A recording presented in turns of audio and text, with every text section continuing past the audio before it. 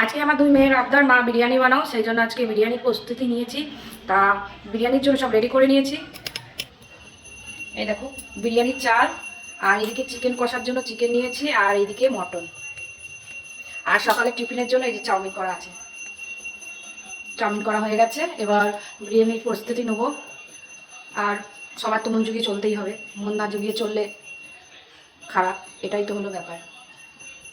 আমাদের কোনো মন নেই, আর আমরা কিছু বলতেও পারবো না। আমরা যদি কিছু বলতে যাই তাহলে আমরা খারাপ, এটাই তো আমাদের মেয়েদের জীবন। যাই হোক, এখন তো রান্নার প্রস্তুতি নিতে হবে, গুছিয়ে গাছিয়ে একা রাতেই করতে হবে। আর ওই চালটা 3.5 কিলো মতন চাল মেয়ের জন্মদিন অনুষ্ঠানে বেঁচে গেছে, তো অতটা লাগবে না, এখান থেকে 2.5 কিলো মতন চাল করবো।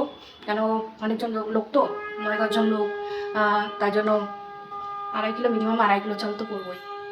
কিছুটা চাল রেখে দিতে হবে, মেয়েদের পরে কিছু করে দেবো। আর টিফিন করা হয়ে গেছে, এখন সবাইকে টিফিনটা দিয়ে নিই, তারপরে বিরিয়ানি সব কিছু রেডি করবো, তারপরে বিরিয়ানি বসাবো। আর যতটা পারি ইন্ডাকশন ওপেনে করবো, কেন গ্যাসটাকে বাঁচাতে হবে। গ্যাসটা মেয়ের জন্মদিনে কিছুটা হাফ সিলিন্ডার লেগে গেছে, আর 1 মাস না হলে বুকও নেবে না, তাই যতটা পারি ইন্ডাকশন ওপেনেই করতে হবে। আর বেশি কিছু করছি না। বিরিয়ানি বর্মশাই বলেছিল শুধু বিরিয়ানি, তারপরে আমি বললাম মটন বিরিয়ানি শুধু বিরিয়ানি, তা আমি আর কিছু বলিনি। আমি আবার গিয়ে চিকেন নিয়ে চলে এসেছি, যে একটুখানি চিকেন কষা করে দেবো তার সাথে।